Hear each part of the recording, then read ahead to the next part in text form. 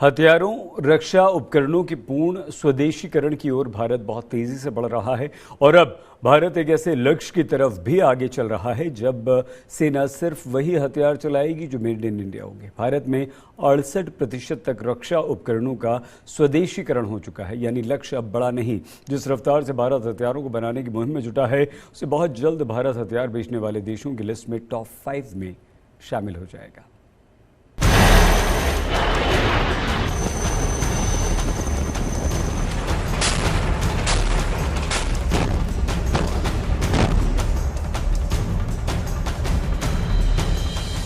हिंदुस्तान की ये वो ताकत है जो हर खतरे से देश को महफूज रखती है। जल, थल और नभ में भारत के जांबाज योद्धाओं ने सुरक्षा का वो चक्र तैयार कर लिया है जिसे भेद पाना किसी भी दुश्मन के बस की बात नहीं।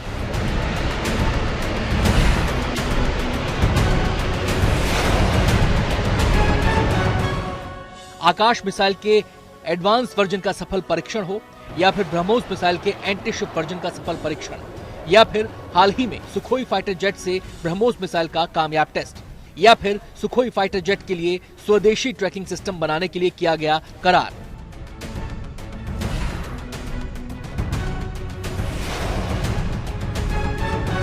भारत की ताकत की ये वो चंद तस्वीरें हैं जो तेजी से आत्मनिर्भर होती जा रही हैं। यानी इन हथियारों को मेक इन इंडिया मिशन के तहत देश में ही बनाया जा रहा है। इनमें Akash surface to air missile system, Dhanush artillery gun system, medium range surface to air missile, Agni 5, BrahMos, Pinaka MK1 rocket system, Helina यानी हेलीकॉप्टर से लॉन्च किया जाने वाला एंटी टैंक गाइडेड मिसाइल है। रक्षा क्षेत्र में भारत की आत्मनिर्भरता का मतलब दुनिया के बाकी हिस्सों से अलग थलग होकर काम करना नहीं है, बल्कि अपने देश में विदेशी फर्मों की सक्रिय भागीदारी और समर्थन के साथ काम करना है। स्वदेशी हथियारों की इन 3 लिस्ट के बाद ऐसे हथियारों उपकरणों की संख्या 300 से ज्यादा हो जाएगी जिन्हें हिंदुस्तान स्वदेशी तकनीक से ही देश में बनाएगा। इससे देश की रक्षा जरूरतें तो पूरी होंगी ही, साथ ही हिंदुस्तान हथियारों के मामले में अंतर्राष्ट्रीय स्तर पर अपनी पैठ मजबूत कर लेगा। जून 2014 से दिसंबर 2019 के बीच रक्षा मंत्रालय ने भारतीय उद्योगों के साथ 180 समझौते किए। आत्मनिर्भर भारत के तहत किए गए रक्षा समझौतों की कीमत करीब $25.8 बिलियन थी। एरोस्पेस और रक्षा उत्पादों में टर्नओवर का लक्ष्य रक्षा मंत्रालय ने 2024 तक 1.75 लाख करोड़ का रखा है, जिसमें 35,000 करोड़ का निर्यात भी है। यानी एक और भारत का मकसद हथियारों और सैन्य उपकरणों में मेक इन इंडिया पर है, तो दूसरी ओर हथियारों के निर्यात में भी वैश्विक पटल पर भारत अपनी दावेदारी मजबूत करना चाहता है।